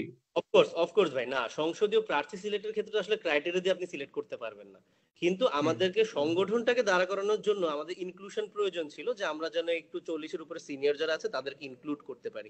কারণ স্বাভাবিক ভাই, আমার 30, আমি 40 বছর পর্যন্ত একটা মানুষের সাথে আমি হ্যাং আউট করতে পারবো, তার চিন্তা চেতনার মধ্যে আমি ঢুকতে পারবো, কিন্তু যার সাথে আমার 20 বছরের গ্যাপ, তার সাথে কিন্তু আমি যেই মানে শ্রদ্ধার জন্য যেটুকু গ্যাপ রাখতে হয়, আমি কিন্তু ওইভাবে মনের ভিতর ঢুকতে পারবো না, সেটা একটা ওই বয়সী মানুষই পারবে। তো সেখানে ধরেন বিএনপির এক্সাম্পল যদি দেই, আমাদের মানে বিগ পলিটিক্যাল রাইভাল আমাদের সামনে যে আছে, তো তাদের তো সব বয়সী মানুষই আছে। তো আমাদের যদি তাদের কম্পিট করা লাগে, যেহেতু আমরা রাজনীতিতে নেমে গেছি, বিপ্লব শেষ, এখন দেশ গঠনের সময়, এবং সংসদীয় রাজনীতিতে আমাদেরকে ঢুকতে হবে, আমরাও ঢুকতে চাই, তো আমাদের তো সব বয়সী মানুষকে কানেক্ট করা লাগবে।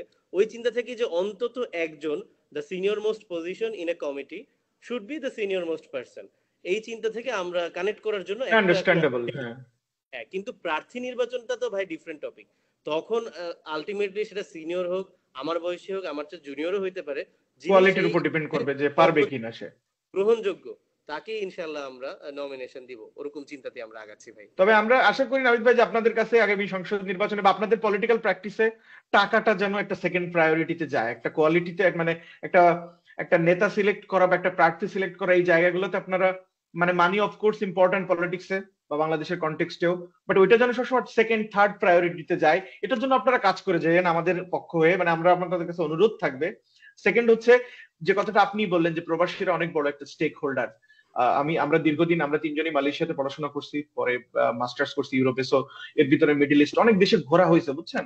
আমাদের মাইগ্রেন্ট শ্রমিক গুলা খুব দুর্বিষহ জীবন যাপন করে বিভিন্ন জায়গায়, এবং তারা ডকুমেন্টেশনের জায়গাটাতে সবসময় 90% টাইম, ইভেন উদয় আমাকে বলতেছিল, উদয়ের ইভেন মেয়ের বার্থ রেজিস্ট্রেশনটা করা হচ্ছে বার্লিন থেকে, but it's taking long time. তো এটা দেখা যাচ্ছে শ্রমিকদের ক্ষেত্রে অনেক বড় প্রবলেম ক্রিয়েট করে, তারা কিন্তু সাফার করে রেগুলার। এম্বাসি বলে যে আমাদের স্টাফ নাই, বা তারা কাজের প্রতি হয়তো অনীহা, আমি জানি না বাংলাদেশের সরকারি চাকরির যে স্টাইল আর কি। আপনারা প্রবাসীদের সেবা দেওয়ার জন্য, মানে এরা তো পে করে রেগুলার, এরা দেশের অর্থনীতিকে বাঁচায় রাখে, মানে এরা ডিজার্ভ করে, সেই জায়গাটাতে আপনারা একটু অ্যাকাউন্টেবল করার চেষ্টা করবেন, এবং আপনাদের ম্যানিফেস্টোতে যেন অবশ্যই একটা প্রবাসী বান্ধব ম্যানিফেস্টো আপনাদের থাকে, না হলে কিন্তু এদেশের অর্থনীতি যারা টানতেছে তাদেরকে আপনারা টেক কেয়ার না করলে, বারবার অনেকে প্রমিস করছে, আপনি হয়তো কালকে আমাদেরকে লিখিত দিতে পারেন যে হ্যাঁ থিওরিটিক্যালি আমরা এই করতেছি, বাট অ্যাকচুয়াল যে সার্ভিস বেসড প্রবাসীদেরকে সুবিধা দেয়া, তার জন্য যে লজিস্টিক্সটা দরকার, ওই জায়গাগুলোতে আপনাদের মানে আপনাদের কাছ থেকে আমরা অনেক কিছু প্রত্যাশা কিন্তু করি, এবং এটা আমাদের অধিকার, আমি বলবো এটা প্রত্যেক প্রবাসীর আপনাদের কাছে। তো এই জায়গাটায় আপনারা ভুলে যাবেন না আশা করি। না অবশ্যই ভাই, এখানে মানে দেখেন এই আন্দোলনের পর থেকেই কিন্তু প্রবাসীরা যেহেতু একটা বড় রোল প্লে করছিল ভাই, তো এটা কিন্তু আমাদের মাথায় আছে এবং দেশের সবার মাথায় আছে। তো আমাদের দল যদি বলি, আমরা কিন্তু প্রবাসীদের ভোটাধিকার যেন নিশ্চিত হয় সেই জন্য কিন্তু আমরা একদম শুরু থেকেই আমরা ভয়েস রেজ করছি। ইভেন সংস্কার কমিশন যে প্রস্তাবটা দিছে নির্বাচন সংস্কারে, যে প্রবাসীদের তারা যেন ভোট দিতে পারে, সেটা মেইলের মাধ্যমে হোক অনলাইনের মাধ্যমে হোক, যে কোনো ভাবে যেন জিনিসটা নিশ্চিত করা হয়, এটাতে কিন্তু আমরা একদম মানে স্ট্রিক্টলি আমাদের ভয়েস রেজ এখনো করে যাচ্ছে। এটা হচ্ছে এক। কারণ হচ্ছে কি, আগের সবসময় প্রবাসীরা যদি ভোট যেহেতু দিতে পারে না ভাই, ভোট তাহলে তো ওদের আসলে তেমন মানে এই জন্য পলিটিক্যাল পার্টিগুলো ভুলে যায়। ইনক্লুসিভিটিটা আসে না, হ্যাঁ, আর ইনক্লুসিভিটিটাও আসে না। আপনার ভোট যেহেতু আপনার ভোট আমার লাগতেছে না, তাহলে আপনাকে তো আমি ভুলে যাবই, সত্যি কথা বলতে। এবং মুখে মুখে বললো, আপনি তো ওইভাবে চিন্তা করবেন না। তো প্রথম কাজ হচ্ছে তাদের ভোটাধিকার নিশ্চিত করতে হবে, যেন পলিটিক্যাল পার্টিগুলো বা গভর্নমেন্ট অ্যাকাউন্টেবল থাকে টুয়ার্ডস আওয়ার মানে যারা রাইটস গুলো নিয়ে। এক্স্যাক্টলি, এটা এক নাম্বার।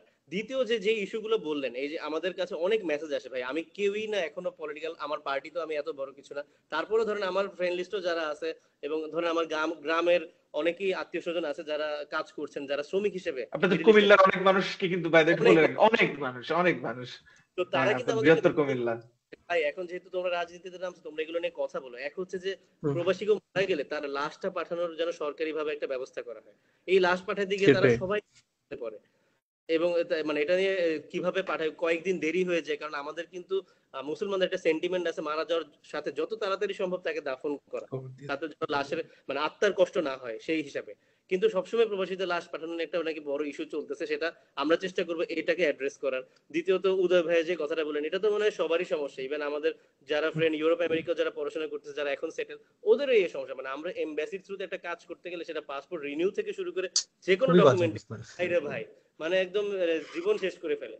কারণ বিদেশে এমনি ভাই আপনারা অনেক ব্যস্ত, উইকেন্ড ছাড়া কিন্তু টাইম নেই। কারণ উইকেন্ডে আবার ওই দেশের ওই এমবাসিরও উইকেন্ড, উইকডে তো এমনি আপনার টাইম কম, সেখানে যদি তারা এরকম অসহযোগিতা করে, আপনার কিন্তু বাংলাদেশের মতো অফিসে গিয়ে বসে থাকার টাইমটা নাই। না, এটা আমরা খুব অসহায় ফিল করি। আপনি বিদেশে ছিলেন, হ্যাঁ, আপনাকে বোঝানোর কিছু নাই, এটা আপনি অসহায় ফিল হয় অনেক। কিন্তু আমাকে এখন কে দেখবে তাহলে? বেসিক্যালি এরকম 4-5টা ইস্যু অ্যাড্রেস করে আমরা ভয়েস রেজ করতেছি। এবং আমাদের ডায়াসপোরার কথাটা বললাম, যে আপনারা বলছিলেন যে আপনারা আমরা চাই যে এই বিষয়টা না, আমরা তো সবাই আমরা ভাই, আমরা সবাই বাংলাদেশের মানুষ।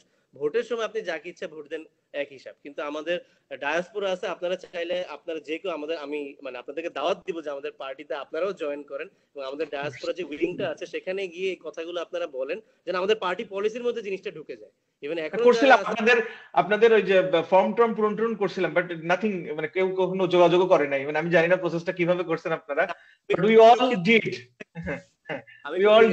আমরা সব প্রসেস ফলো করার ট্রাই করি, যে আসলে কে রেসপন্স করতেছে কে করতেছে না এটাও দেখার জন্য, যে আসলে এটার প্রসেসটা কি। এটা আমি স্বীকার করি যে অনেক ক্ষেত্রে এগুলো হয়েছে, কারণ অনেকে কমপ্লেইন করছে। কিন্তু ধরেন আমার দায়িত্ব এখন দিছে দেশের এই প্রফেশনালস উইংটা, কি যে পেশাজীবী রাজনীতিটা গুছানোর। তো আমি যে ফর্ম দিছি, আমি চেষ্টা করতেছি আবার এটাকে গো থ্রু করার। কারণ আমি নিজেও সত্যি কথা বলতে, যখন জাতীয় নাগরিক কমিটি হয়েছিল, আমি ফর্ম ফিল আপ করছিলাম, কেউ আমার সাথে ভাই যোগাযোগ করে নাই, সত্যি কথা বলতে। তাহলে চিন্তা করেন, হ্যাঁ, মানে কানেকশনটা কি যোগাযোগ করছে। কিন্তু আমি কিন্তু এইটা চাইনি, আমি চাইছি যে একটা সিস্টেমের ভিতর দিয়ে আসুক। তো এই এটা আমরা তো ওইটাই চাচ্ছি, যে আমি একটা জায়গায় যাব, ওইখান থেকে আমাকে হয়তো জানতে চাইবে, তারপরে নিল না নিল পরের ব্যাপার। Nothing happened, তার মানে এটা জাস্ট একটা কি, was it just a formality or just to show off? এটাই বুঝি না আমাদের মাঝে। অনেক ভুল ত্রুটি তো অবশ্যই আছে ভাই, কিন্তু আমরা চেষ্টা করব ভাই, অন্তত নিয়তটা পরিষ্কার, এতটুকু বলতে পারি। আজ চেষ্টা করব ভাই, ম্যানপাওয়ার বাড়ায় ফেলেন। হ্যাঁ, ম্যানপাওয়ার, এই প্রসেস স্ক্রিনিং ট্রেনিং এগুলো ম্যানপাওয়ার দরকার আসলে, তা না হলে এটা হয় না। সময় তো সবারই লিমিটেড আমাদের। তো আমরা তাহলে শেষ করি আজকের ডিসকাশন। আমরা অনেকক্ষণ কথা বলে ফেলছি। নাবিদ ভাই, থ্যাংক ইউ ভেরি মাচ আমাদেরকে টাইম দেওয়ার জন্য। আপনাকে ভাবছিলাম একটু কোশ্চেন ডিফিকাল্ট করব, বাট আপনি you are too good to that you answer them too well. Next time আরেকটু বেটার প্রিপারেশন নিয়ে আসবো। ভাই বিষয়টা হচ্ছে যে আপনি যদি সৎ থাকেন আর দেশপ্রেমিক থাকেন, কোনো কোশ্চেন কিন্তু আপনার কাছে ডিফিকাল্ট না। তো এটাই আমরা যেটা হচ্ছে না পারতেছি না, চেষ্টা করে যাচ্ছি, আমি এটাই বলতেছি। কিন্তু আপনারা আমাকে যাই জিজ্ঞেস করেন, আমার মনে হয় এটাই বলবো। এন্ড ওইটাই আমাদের মানে এই সিরিজটার আমাদের ওইটাই হচ্ছে মেইন পারপাস, যে আমরা ওই টক শো সেন্ট্রিক মানে ঢাকা সেন্ট্রিক কিছু ওই সেম বুমার মেইন স্ট্রিম পলিটিশিয়ানদের ওই বুলশিট না আমাদের বাংলাদেশের জনগণ জেনারেল জনগণ আর সহ্য করতে চায় না, শুনতে চায় না, specially young generation. We want something different. তুমি ফেল করতেছো, তুমি স্ট্রাগল করতেছো, ওপেনলি বলো, অনেস্টলি বলো, let's work on it together. But তুমি কোয়েশ্চেন ডজ করে যাবা, আননেসেসারি ডিফেন্ড করে যাবা, এন্ড দেন ওই সেম মানে আগের মতো বুলশিট গুলো ফিট করে যাবো, ওই জিনিসপত্র হবে না। উই নিড এ নিউ বন্দোবস্ত, as NCP likes to say. And thank you for your contribution in that process আর কি। ইনশাল্লাহ আবার কথা হবে। নাবিদ ভাই ভালো থাকেন। এন্ড ইনশাআল্লাহ। আপনাদের সবাইকে থ্যাংক অনেক ইউ সো ধন্যবাদ। মাচ ভাইয়া। আমার চেয়ে আপনারা সবাই অনেক ব্যস্ত, তারপরেও যে দেশের জন্য এই কাজটা আপনারা করতেছেন, কিছু মানে কথা তুলে ধরতেছেন দেশের মানুষের কাছে, এজন্য আপনাদেরকে অনেক ধন্যবাদ এবং আমি স্যালুট জানাই আপনাদের। Thank you brother. Thank you so much ভাই, দোয়া করবেন আমাদের জন্য ভালো ভাই। থাকবেন। হ্যাঁ, আমাদের হ্যাঁ। জন্য দোয়া রাখবেন, একসাথে হবে নতুন বাংলাদেশ, আমরা একসাথে সবাই গড়বো। ইনশাল্লাহ। ভালো থাকেন, খুদা হাফেজ। আসসালামু আলাইকুম।